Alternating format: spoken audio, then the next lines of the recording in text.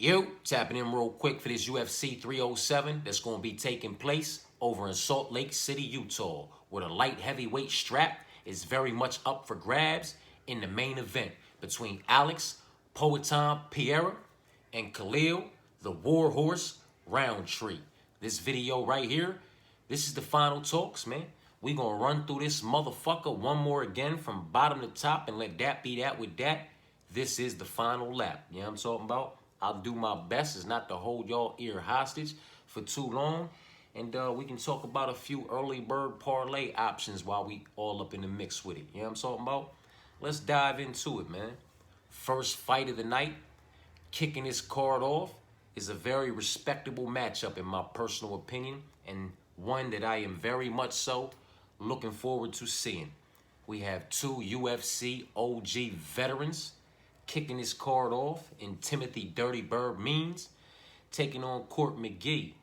And honestly, I don't have a bad thing to say about either one of these young men. Not in any way, shape, form, or fashion. Both of them are very solid. Both of them are very well-rounded. And both of them have proven that they can both be very fucking dangerous if need be necessary.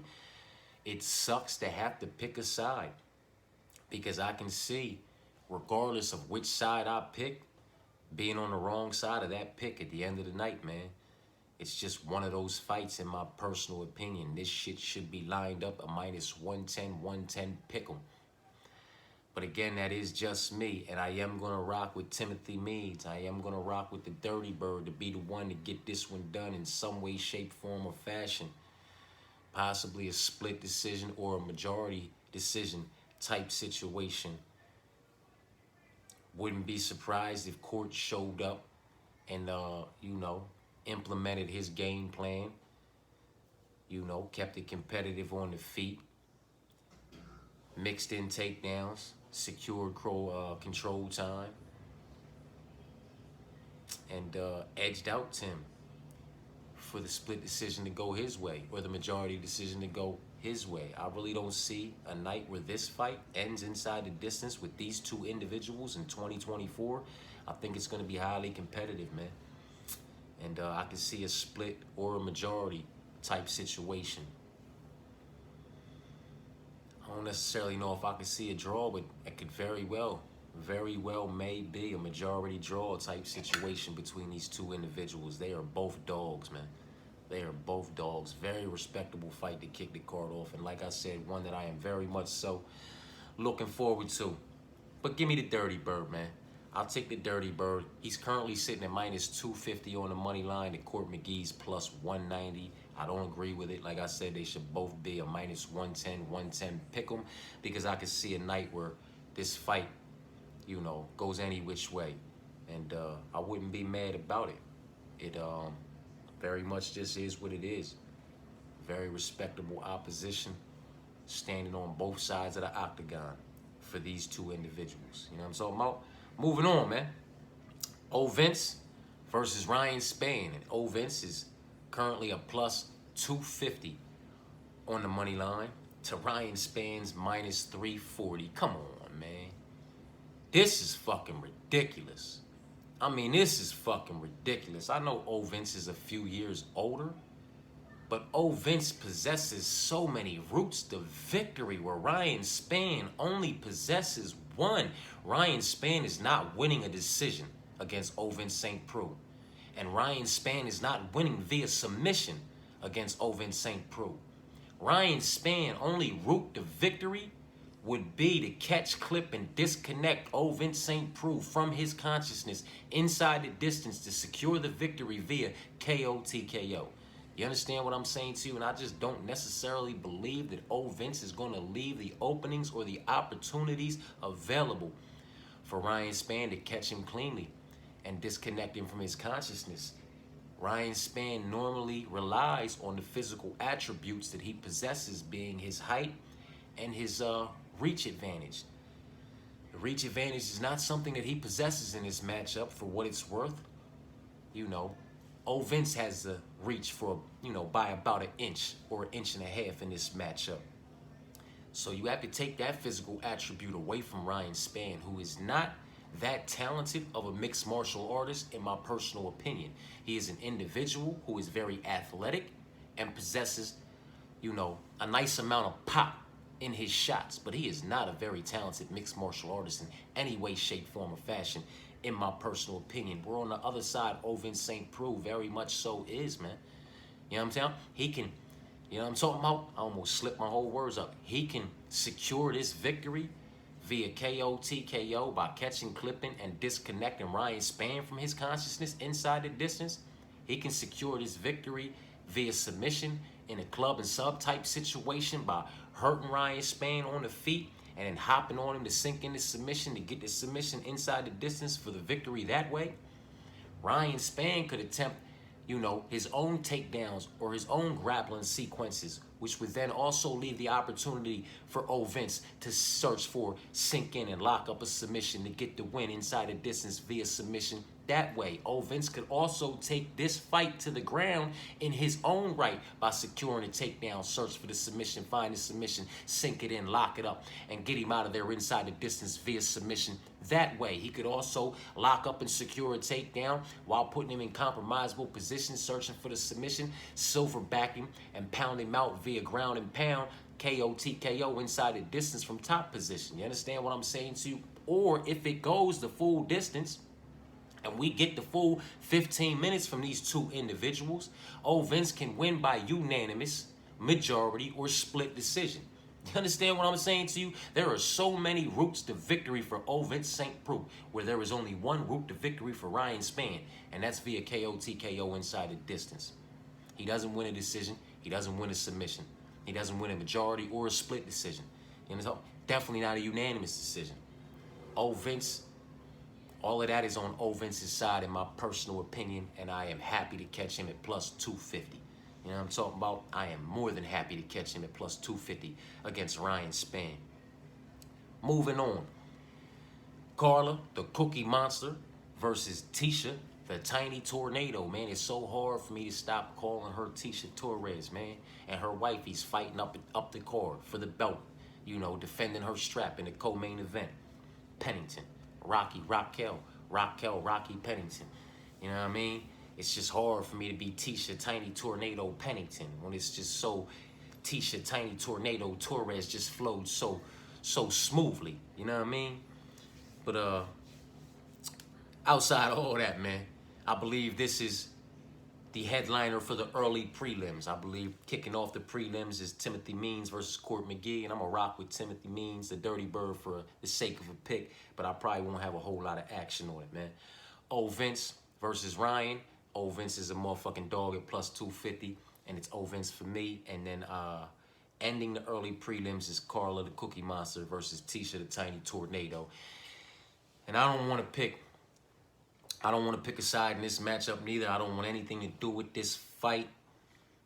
I'm taking Tecia, the Tiny Tornado, to be the one to secure the victory in some way, shape, form, or fashion. More than likely via, you know, majority or split decision. Hopefully she can pull off the unanimous decision or possibly find a finish inside the distance to just boost the confidence and the, you know, the vibe and everything going on that side for her wife further up the card even more. You know what I'm talking about? Hopefully Tecia can go out there and get this one done in spectacular fashion. She wants this loss back. I know it's not a loss on her record due to the fact that it was an exhibition bout in the Tough House, but she wants it back. Carla has proven to be, you know, kryptonite, for lack of a better word, for some of these elite level, high level mixed martial artists in the women's department. You understand what I'm saying to you? She has proven to be a problem for individuals you don't necessarily believe she should be a problem for. You know, back when Rose was young and all that, and they were in the Tough House and she got the better of Rose, that was that with that. But then Rose, man, she evolved so much. Cookie Monster still seemed to be the same Cookie Monster, with all due respect, but Rose evolved so much, was on such a tear. And when she had to face Carla again, boy, did Carla slow the action down, and I believe everybody started talking about that was one of the worst ever women's mixed martial arts bouts. It was just so dramatically slow and drug out.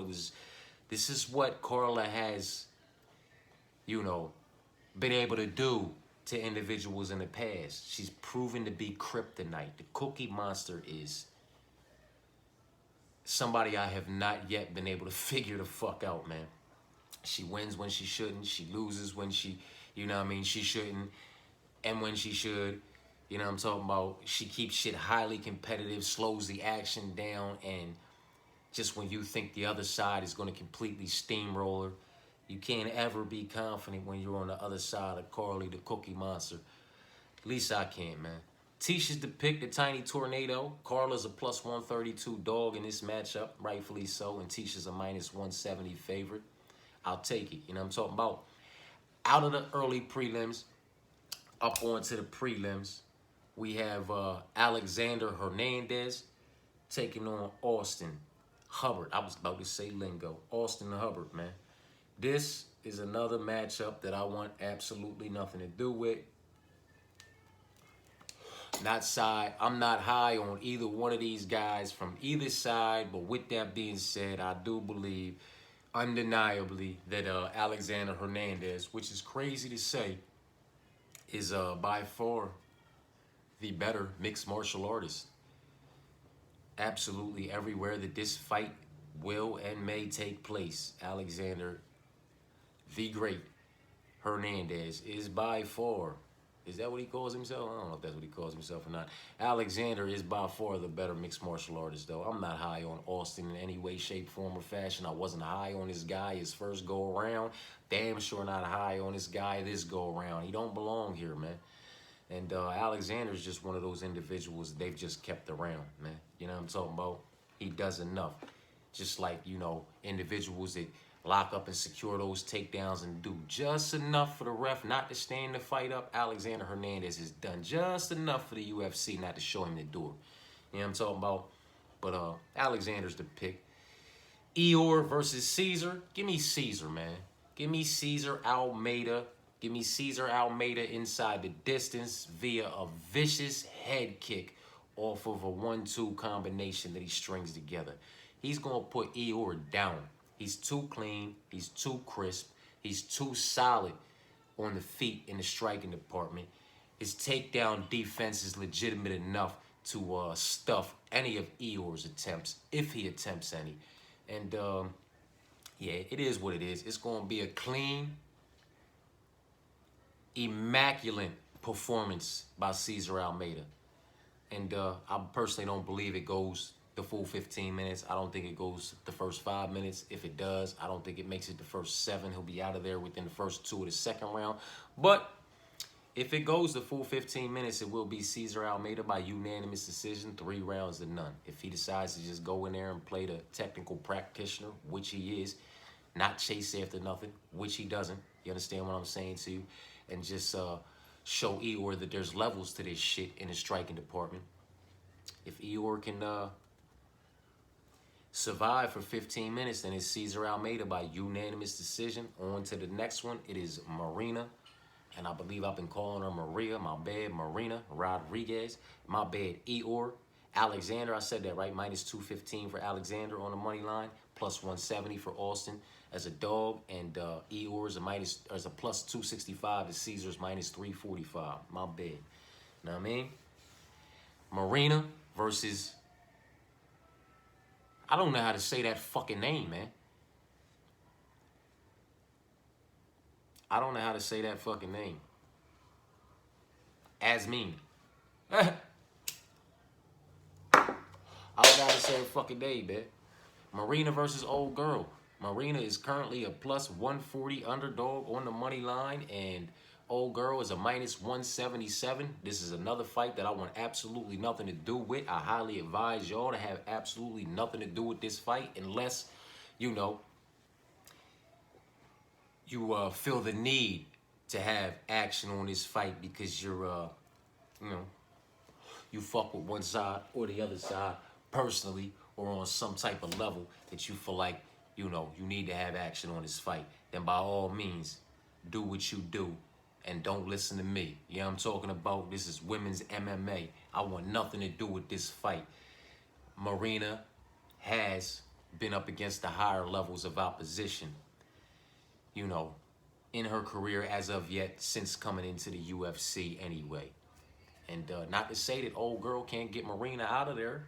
You never fight a higher level of opposition until you do, and then it's on you to prove that you deserve to be where you are and you deserve to get that call. So a lot of individuals' records are horrendous as far as their level of opposition until they're not, man. So it is what it is. One thing doesn't have anything to do with the other. But I like Marina to stay in this fight. You know what I mean? And to stay safe and to just use her all around mixed martial arts body of work to secure possibly a split or a majority decision. But this is another fight. This is the main fight on this card that I wouldn't be surprised if it was a draw. I believe Marina was undefeated when she came into the UFC, and her few losses and 2 draws come since being in the UFC. Wouldn't be surprised if this one was a draw as well. You know what I'm talking about? But for the sake of a pick, I am going to side with Marina to be a little bit cleaner, a little bit crisper. Old girl on the other side probably is a little bit more dangerous, but I'll side with what I believe to be the cleaner, crisper, more technical practitioner out of the two with a better, you know, more well-rounded all-around body of work as far as mixed martial arts is concerned in this, you know, women's mixed martial arts belt, if that makes any fucking sense to anybody out there. Give me Marina at plus 140. Stephen Wonderboy Thompson taking on Joaquin Buckley.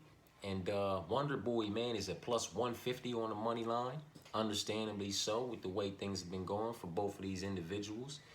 And Joaquin Buckley's a minus 180. And with all due respect to Wonderboy, I'm going to rock with Buckley to be the one to get this one done in some way, shape, form, or fashion. I unfortunately, honestly, see him getting it done inside the distance via KO, TKO, ground and pound, or submission. You understand what I'm saying to you? But I wouldn't be surprised if it went the full 15 minutes. And with that being said, you could still give me Buckley by unanimous decision.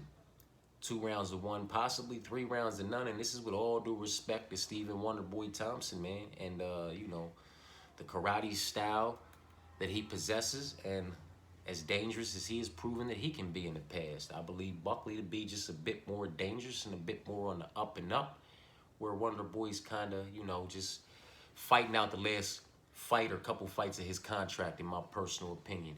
And hopefully it's the last fight or one of the last 2 fights and he doesn't have too many more fights, because Wonderboy, in my personal opinion, should hang it up, man.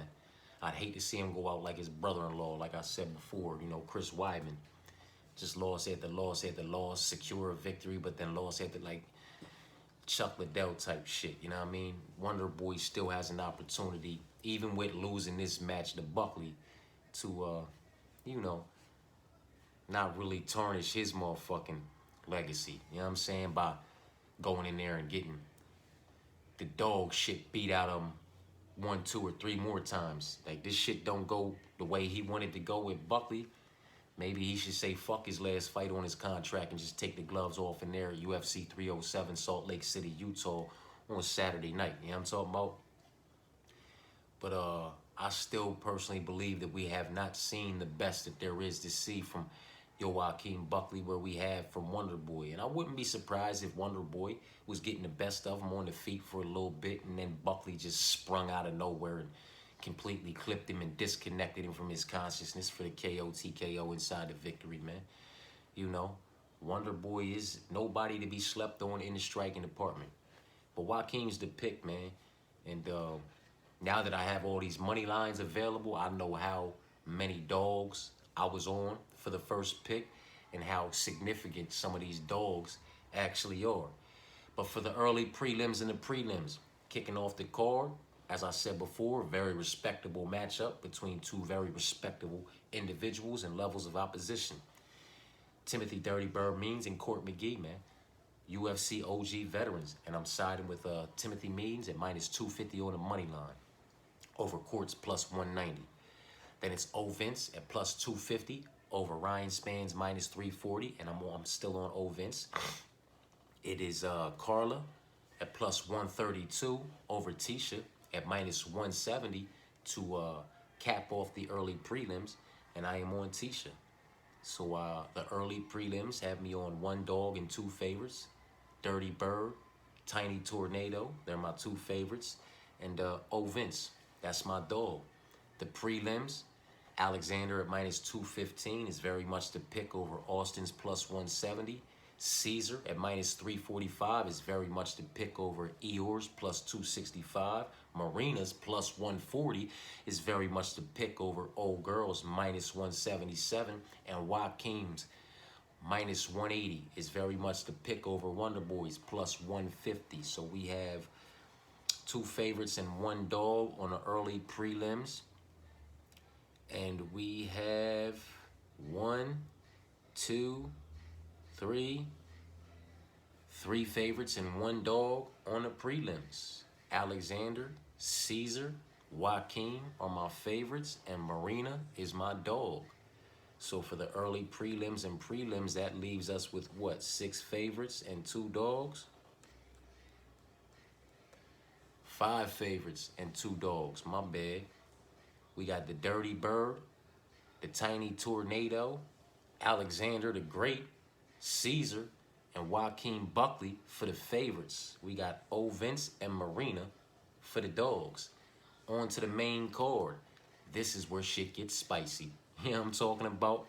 This is where all of the action's gonna come in the comments section throughout the week with the tap-ins.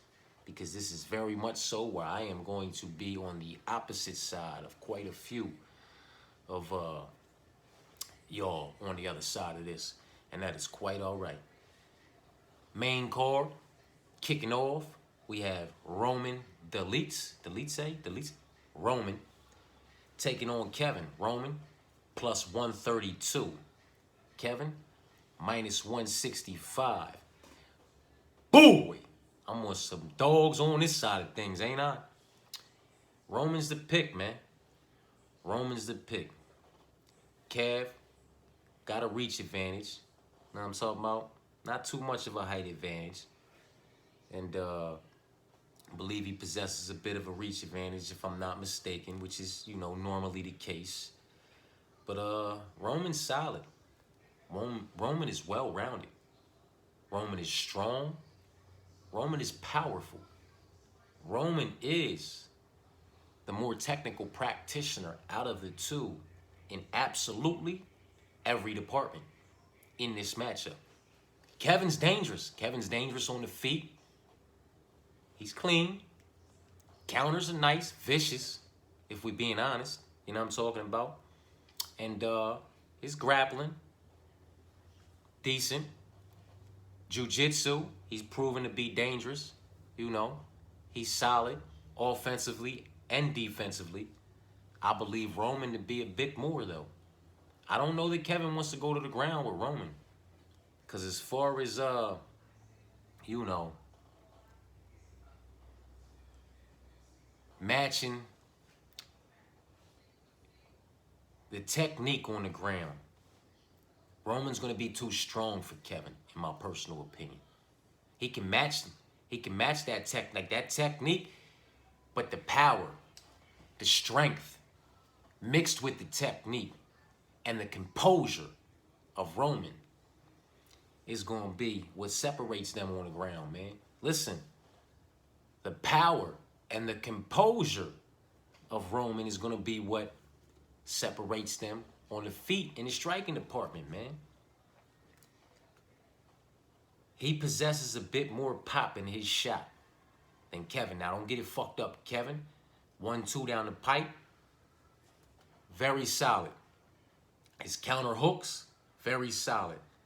But Roman's 1-2 down the pipe. Roman's just each and every individual pop shot possesses just a bit more pop to it than on the Kevin side, man. When they get into wrestling or grappling in exchanges, when they get entangled, the power, the strength of Roman mixed with the technical abilities and how well-rounded he is, offensively and defensively, it's all going to come down to that motherfucking power and that muscle. You know what I'm talking about? Kevin's not going to be able to just do what he wants to do with Roman in a wrestling and grappling sequence. In those exchanges, he's not going to win, in my personal opinion. And if anybody finds themselves down on the bottom, it's going to be Kevin. And I don't necessarily believe that he wants to be down on the bottom underneath Roman trying to, you know, be defensively sound while offensively trying to work for a submission. Because Roman will catch him slipping and sink in his own submission. You understand what I'm saying to you? If he doesn't transit, you know, over the top position and just start pounding him the fuck out for the ground and pound. TKO inside the distance. It's going to be a good fight, man. You know what I mean? If I'm being all the way honest with y'all, I'm not high on either one of these individuals from either side. I've never been a Kevin Holland guy. A loudmouth guy, I never been on his side, man, because he just really, with the exception of like going in there when he fought Joaquin Buckley way back when and he teed off on Buckley and just made Buckley look like shit. He's never really backed up his words in the act. Like, he talks and he laughs and he'll do the bullshit, but you're losing while you're doing it. You know what I mean? You're losing while you're doing it, man. So, it is what it is. My personal opinion, I'm not high on either side, but less so on the Kevin side, man. Roman, he's solid. He's well-rounded. He's strong. He's powerful. I believe all that's going to play into his favor if they find themselves in any kind of wrestling, grappling, or jiu-jitsu sequences, exchanges, entangled in any way, shape, form, or fashion. I believe that's all going to work for Roman, and I believe Roman can crack him. I believe he can hurt Kev on the feet. You know what I mean? I believe he could lock up and secure takedowns with relative ease against Kev. It is what it is, man. Roman's the pick at plus 132 to Kevin's minus 165. Kayla, minus 670. One of the biggest favorite on the card over Ketlin's plus 480. It is what it is. Kayla's the pick to come out here and get this one done in some way, shape, form, or fashion. Not necessarily sure how she'll go about securing the victory, as I feel like she can, you know, secure it. Not relatively easy, but she could secure the victory pretty much any which way she would like to. When I say that, I mean, you know, via KO, TKO, via submission, or via decision. And when I say KO, TKO, I'm not necessarily talking about on the feet in the striking department. I'm talking about scooping her, dumping her, dropping her on her motherfucking head, getting on top of her, and pounding her the fuck out, ground and pound, you know, from top position type shit. That's what I mean via KO, TKO, inside the distance. Same situation, she could find a submission, or she could just, you know, put Ketlin down over and over again, multiple times over the course of 15 minutes, while also putting her in compromisable positions. And if Ketlin survives, then Kayla by decision. Unanimous and undeniable. You know what I'm talking about? But that's just my personal opinion. It's women's MMA, and she's over the minus 500 line. She should be the favorite, but minus 670, come on, man.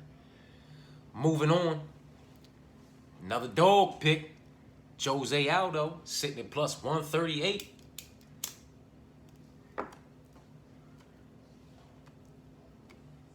To Barrio Bautista, however you say Barrio's last names, minus 175 on the money line favorite over Jose Aldo. I'm with Jose Aldo, man, and you can give me that dog tag next to his name, too. Come on, man. I told you last time. I told y'all the last time, and everybody was all over the other side. Everybody was all over Jonathan Martinez and what Jonathan Martinez was going to do to Jose Aldo and Jonathan Martinez's kicking game. Man, miss me.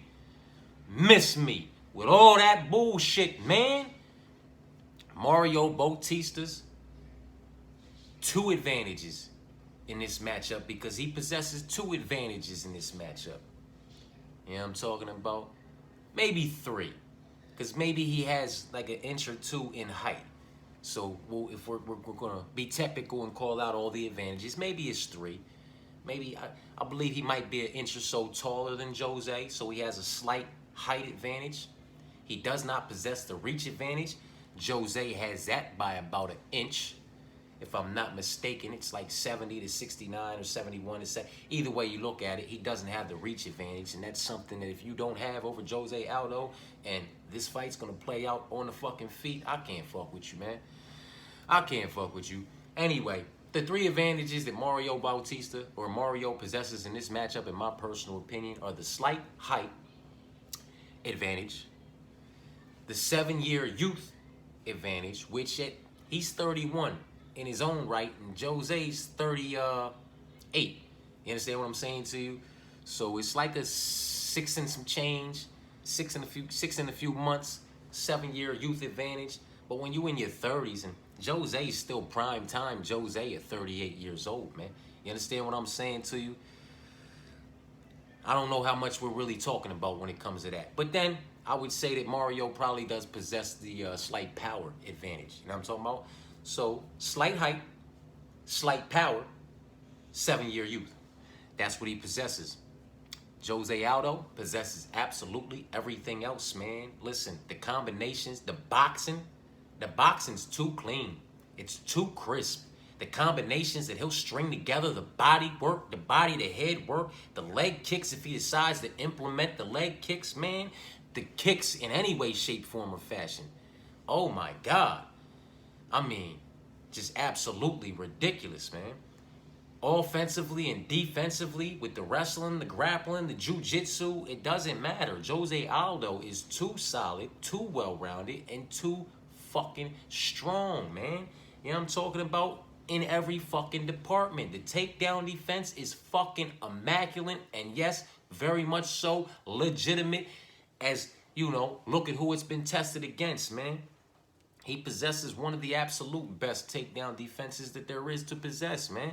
Like, his takedown defense is keeping this fight on the feet if Mario decides to take it to the ground. Let's keep it like that, man.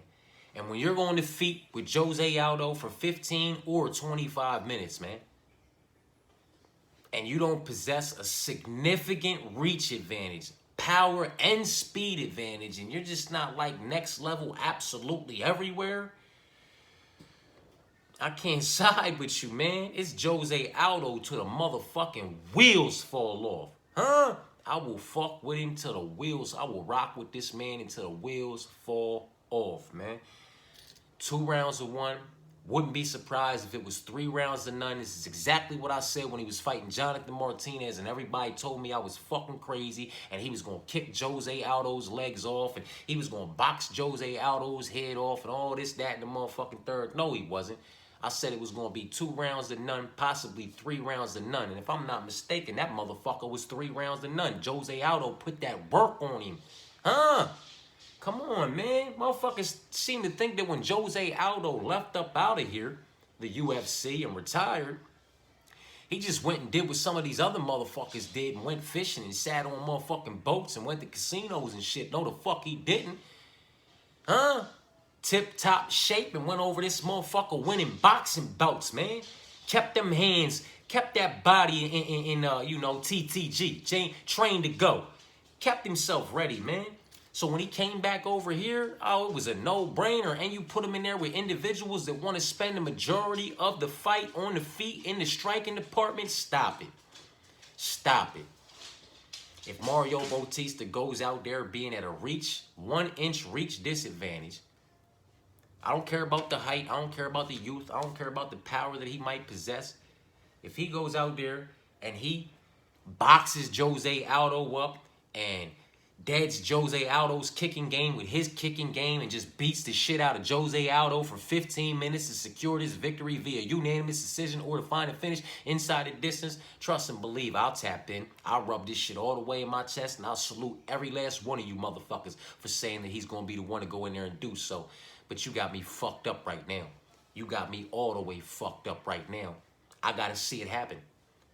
I gotta see Mario Bautista at a 1-inch reach disadvantage go out there and outbox. Motherfuckers at a 2, 3, 4-inch advantage can't go out there and keep range and box Jose Aldo up. I'd love to see Mario Bautista go out there and just box him up, beat him up, break his legs down, and dust him the fuck off. If that's what he does, salute to him and salute to you for saying that he did so. You know what I'm talking about? But when that's not what he does, and Jose Aldo secures this victory via unanimous decision, 2 rounds to 1, maybe 3 rounds to none, or God forbid finds the finish inside the distance in his own right, I know nobody's going to tap in. Because motherfuckers never tap in when I'm right. You know what I'm talking about? It's only when I'm wrong. I could be wrong about one fight on the card and right about all the rest of them, and the motherfucker be like, yo, what about that? What about that? Man, get the fuck up out of here, man. You know what I'm talking about?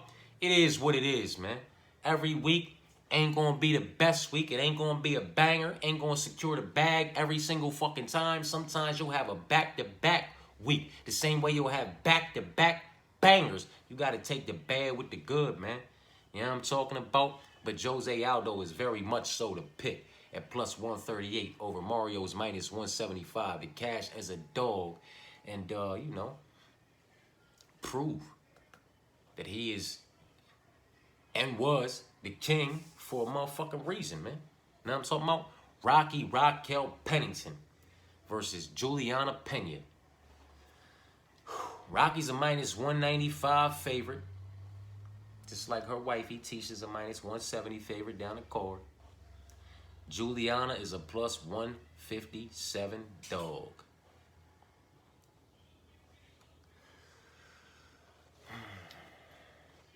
It's a tough one for me, man. These are 2 very respectable levels of opposition. Very respectable female mixed martial artists.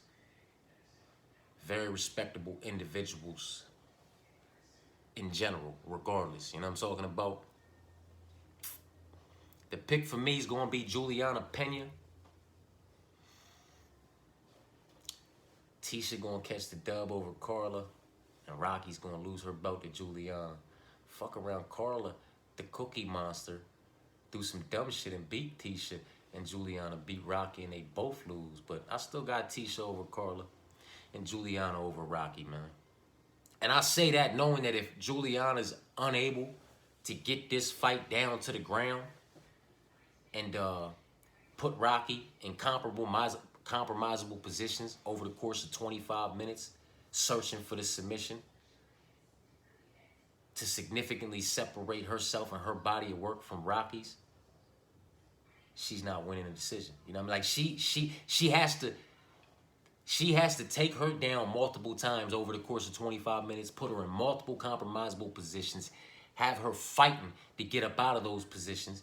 You understand what I'm saying to you? And keep it highly competitive on the feet to win a decision. You know what I mean? But if she's unable to secure these takedowns and Rocky is able to keep this fight upright, she's going to keep her belt and win the fight, in my personal opinion. And she's going to crack Juliana a couple times and hurt her over the course of 25 minutes in the process of, you know, securing the victory and keeping her belt, man. Rocky can crack, man. Rocky ain't no motherfucking chump. Rocky been around for a grip. Rocky been around for a motherfucking minute. Go look at her resume. You understand what I'm saying to you when it comes to women's MMA? Wins and losses. Just the whole thing. It's a very respectable resume. You understand what I'm saying to you? She's pretty much fought the best that there is to fight, man. And she's no easy test for anybody, especially when she's holding on to that gold and don't want to let it go after finally getting it after all those years. It's a tough one, man. It's a tough one. I'm picking Juliana. Juliana's the pick. You know what I'm talking about? That rate that takes the dog picks through the roof as far as this main card's concerned. You know what I'm talking about? And I get it.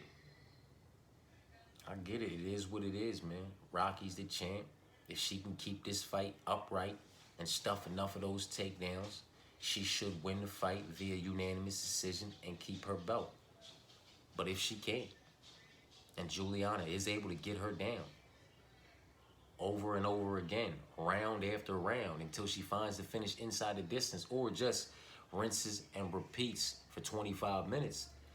Rocky could find herself on the wrong side of that decision. So Juliana's the pick. Here it is, man. Huh? Here it is. This is the one right here. This is the one that's going to bring all the fun this week, man. Motherfucker, is you crazy? Man, Alex is going, I can hear it coming. I can hear it coming. I ain't tapped in to the comment section yet. I ain't tapped into the notifications yet from, you know, since Friday. You know what I'm talking about? So I can only imagine what's going on up in there right now. But after this, my goodness, I know motherfuckers gonna have all types of shit to say after this, man. You know what I mean?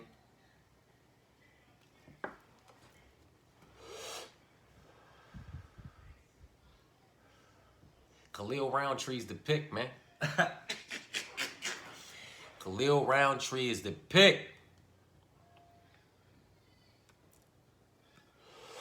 It's gonna be Alex POATAN Pereira's elite level kickboxing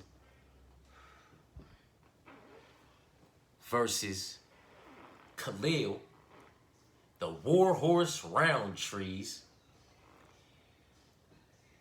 newly implemented Muay Thai game with his already well-rounded mixed martial arts game, his very underrated wrestling and grappling game, as well as his very underrated jiu-jitsu game. That's what this is coming down to. And nobody prepares Alex Pereira. Nobody prepares Alex POATAN Pereira for somebody like Khalil, the Warhouse Rountree, better than that of Glover Teixeira, man. You know what I mean? Glover is a motherfucking, that's a diamond to have in, that's a fucking gem to have in your corner, man. Glover's a fucking beast. Glover is a fucking beast. And he has been around the best of the best since way back when he was over there fucking with, you know, when Chuck Liddell was the champ and he was over there fucking with Chuck Liddell and, you know, the squad and the coaches from over there. Then he, you know, he's been all over the place, man. He's learned from the best. He's surrounded himself by the best. Like, Glover is a fucking gem to have in your motherfucking corner. He knows all the ins and outs of that octagon, all the ways to win, you know, when it comes to these motherfucking judges. He's been up against everybody there is to be up against in multiple divisions. Like, Glover's a beast, man. And Alex does have him. That's one thing that Alex does have in his favor, you know, when he's going against some of these individuals, much like a Khalil. Now, Khalil with this newly implemented Muay Thai that he's been doing his 1-2. That's a different Khalil, man. But you mix that with the already powerful, like, he's a powerhouse, man. Look how he blew Modesta's leg. What if he go in there and just hit Alex with one or two of those motherfucking kicks? Hit him with some obliques and hit him with some of them nasty kicks and just blow his motherfucking knee out. Huh? And end the fight like that, man. Have Alex limping the fuck around all crazy after one or two of them kicks, man. Them things are fucking dangerous, man. Khalil's powerful, man. Khalil is powerful. Elbows is coming from him all crazy now, too. Like, you got to worry about this dude. Now, I say all of this knowing all of this may be for nothing. Alex might get him out of there inside the first 5 minutes. Khalil don't run from nothing. He likes to bring the action, so he's going to be right there trying to get the fucking job done. You understand what I'm saying to you? And, you know, Alex might just get him the fuck up out of there with a clean counter, a clean combination that he strings together. A clean counter followed by a clean combination that he strings together off that counter to just put Khalil down. I don't know, though. I don't know. It's not like Khalil's not durable. I mean, we're talking about two individuals who have, you know, it's not like Alex has not been put to sleep inside that octagon before, man. You know what I'm talking about? Khalil's dangerous, man. Khalil is very dangerous because maybe Khalil comes out there and works in his all-around game. Maybe some of us, you know, he got some of us fooled, thinking he's gonna come out there, you know, Muay Thai versus kickboxing with his little steps, you know what I'm talking about, and walk Alex down and see who can get the better of who. But maybe he just strings a little, you know, back, little 1-2 together or something, and when Alex's first combination or first jab, he just goes right under it for a double. Scoops him, jumps him, gets on top of him, and starts pounding him out looking for the submission, man.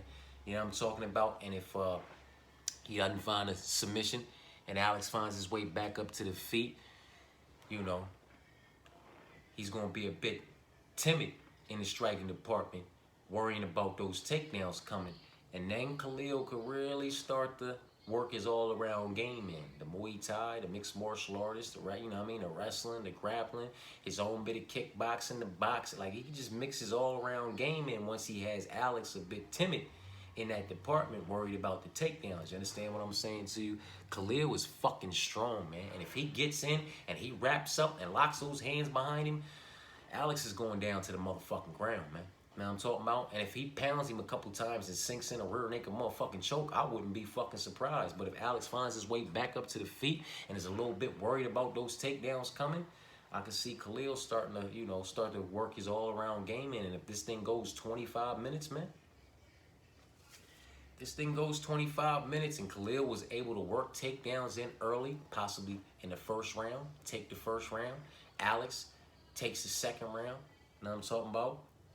One of them takes the third and fourth round, and it comes down to that fifth round. You understand what I'm saying to you? Like, come on, man. Come on. Khalil starts locking up takedowns in that motherfucking fifth round, but he does shit with his takedowns. He's not just going to lay on you. You know what I'm talking about? He's not one of those individuals. He'll try to get the job done when he secures a takedown via ground and pound or via submission, man. And if he can't find it, you know, he'll let you back up. You know what I'm talking about? But in the fifth round, coming into them, you know, that 25th minute, he might just hold you down there and pound you out, man. You understand what I'm saying? See, this shit can get real fucking spicy. If this goes 25 minutes, if this fight goes the full fucking distance, that means both of these individuals, you know, use their IQs, stayed sharp, fought smart, stayed safe, stayed out of danger, defended themselves well when they were in dangerous situations, and who was able to produce the better all-around body of work over the course of 25 minutes. Khalil, the warhorse Rountree, in my personal opinion, if it goes 25 minutes, will edge Alex out in the volume department. That's just my opinion. The kicks, the leg kicks, the calf kicks, you know, from the inside to outside, I mean, the obliques.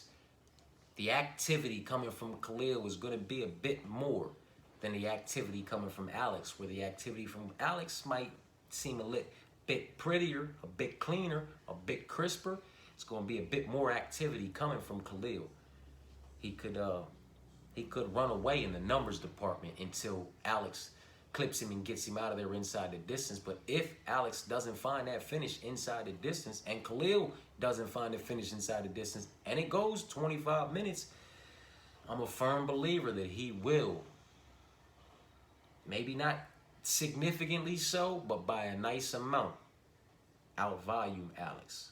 And then if you take in the fact that he outstrikes him in the volume department by, you know, 40 strikes or more over the course of 25 minutes, 30-something strikes or more over the course of 25 minutes, and also, you know, locks up and secures takedowns in 2 or 3 of these motherfucking rounds, you know, and putting motherfucking Alex in, you know, a compromisable position or two, Alex fuck around, lose that belt, man. Alex fuck around, lose that belt, man. You know what I'm talking about? And then it'll go to Khalil. Then Khalil might defend it before he loses it, and it goes to somebody else, and to somebody else, and to somebody else, man. Because I don't think anybody in this division right now is built to defend like a John Jones or an Anderson Silva or a George St. Pierre, you know what I mean? Or even a Jose Aldo, a Demetrius Mighty Mouse Johnson, you know what I'm saying? Even some of the individuals before them. I don't know that, and even since then, you know what I'm saying? I don't know that we have too many individuals built to go on streaks, you know, and title defenses right now. I think this division and the middleweight division is going to see quite a bit of switching of the title. You know what I mean? Until it doesn't. And I don't necessarily know who the individual is going to be that steps in and makes it so it doesn't. I don't know that it's Alex, though. You know what I mean? It is what it is. It's the main event. Alex is over minus 500. He's a minus 530. The Khalil's minus 380. Alex is the second biggest favorite on the card. First biggest favorite is Kayla. Second biggest is Alex, and the third biggest is Caesar. Ain't that crazy? But and then right under Caesar is Ryan fucking Spann at minus 340. You can miss me with that shit. If Ryan comes in here and clips him and disconnects him from his consciousness in the first motherfucking round or something, salute to you. I'll tap in and give you your respect. I don't think it's gonna happen though. You know what I'm talking about? But it very much so is what it is. If you're on the side of these favorites to get the job done, like you like Kayla at minus 670 and you like Alex at minus 530, then you can take Kayla and Alex. You can put them with Caesar, Alexander, and Joaquin, and they come at plus 300. You know what I'm talking about? Kayla Harrison, Alex POATAN, Pereira, Caesar Almeida, Alexander the Great Hernandez, and Joaquin Buckley. Those 5 favorites come at plus 300. You know what I'm talking about? So if you like those 5 favorites right now, you can catch those 5 favorites at plus 300. Maybe not tomorrow. Most definitely not on motherfucking Wednesday or Thursday. Kayla's going to be up at minus 11, minus 1,000 or 1,100. Alex is going to be like a minus 770 or 850. If he's not a minus 1,000, just like Ludovic and them were, you know what I'm talking about? Like, these lines are going to jump. But as of right now, if you like these 5 favorites, you can catch these 5 favorites at plus 300. Kayla, Alex, Caesar, Alexander, and Joaquin. If you're unsure about the Alexander fight, for whatever reason, you could take him out, and Kayla, Alex, Caesar, and Joaquin, a 4-piece, come at plus 172. Alex, Caesar, and Joaquin, leaving the heavy favorite in Kayla female bout out the way, is plus 136 for those 3. And then Alexander, Caesar, and Joaquin staying away from both heavy favorites over the minus 500 line. Those 3 come at plus 192. So again, your 5 favorites, if you like them: Kayla, Alex, Caesar, Alexander, and Joaquin.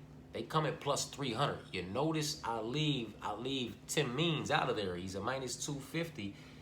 But fuck that shit, because Court McGee could fuck all of that shit up. And it's the first fight of the night. You know what I'm talking about? So again, 5 favorites, 5 legs at plus 300. Kayla, Alex, Caesar, Alexander, and Joaquin.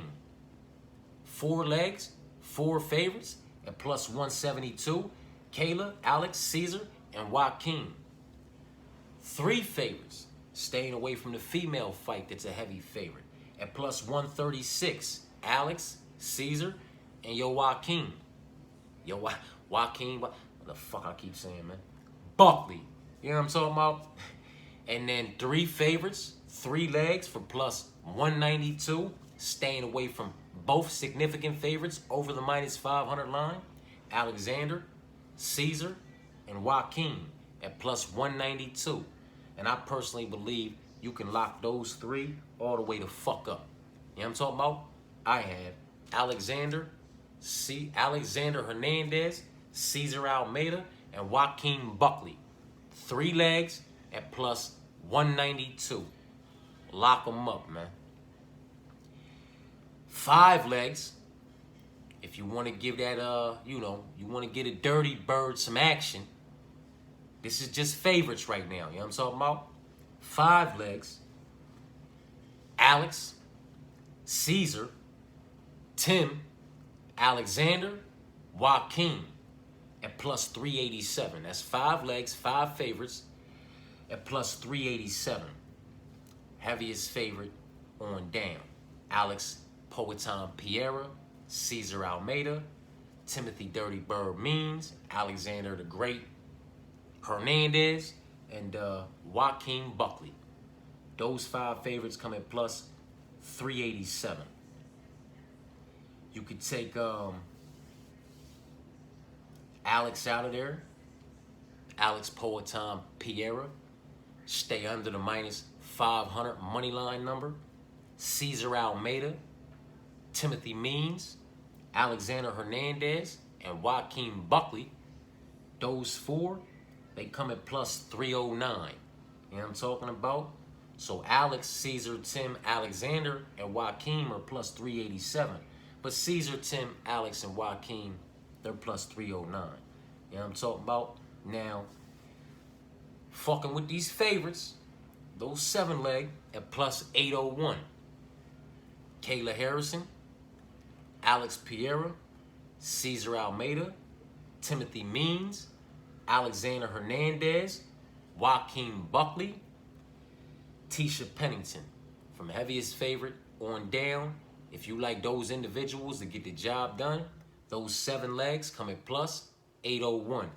That's Kayla Harrison, Alex Pereira, Cesar Almeida, Timothy Means, Alexander Hernandez, Joaquin Buckley, and Tisha Pennington, man. You know what I'm talking about? Now, if you're anything like me, you might give some of these a sprinkle, man. Cesar and Vince on the prelims. 2 legs at plus 331. You know what I mean? Give me Cesar Almeida, Vince St. Preux. Those 2 for plus 331. Then I add a 3rd leg. Timothy Means. And those 3 come at plus 678. That's Cesar, Vince, and Timothy. But then I swap Timothy out. And I toss in Court. Just because. And those 3, Cesar, Vince, and Court, they come at plus 1152. So Cesar and Vince, my 2, at plus 331. Then Cesar, Vince, and Tim at plus 678. Swap out Tim for Court. Cesar, Vince, and Court, plus 1152. Cesar, Vince, and Tisha, that's another one for me too. 3 legs at plus 585. That's Cesar Almeida, Vince St. Preux, and Tisha Pennington. 3 legs at plus 585. Know what I'm talking about? Kayla, Rocky, and Alex, if you like those 3 on the main card, if you like Kayla as a heavy favorite to get the job done, you like both Rocky and Alex to defend and keep their belts, then you can catch those 3 at plus 107. That's Kayla Harrison, Raquel Pennington, and Alex Pereira at plus 107 on the main card. If you like the favorites on the main card, Kayla Harrison, Raquel Pennington, Alex Pereira, and Kevin, those 4 come at plus 229. Again, that's Kayla Harrison, Raquel Pennington, Alex Pereira, and Kevin Holland. Those 4 come at plus 229. Then you can toss in Mario if you so choose to do so. And those 5 come at plus 432. That's Kayla, Rocky, Alex, Kevin, and Mario at plus 432. Or swap out Mario and toss in Jose and Kayla, Rocky, Alex, Kevin, and Jose. Those 5 legs come at plus 664.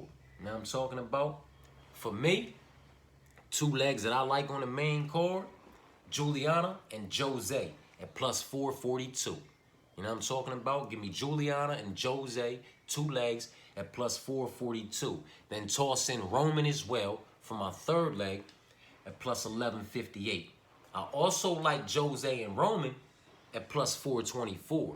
So Jose and Roman are plus 424. Juliana and Jose are plus 442. Juliana, Jose, and Roman are plus 1158. You know what I'm talking about?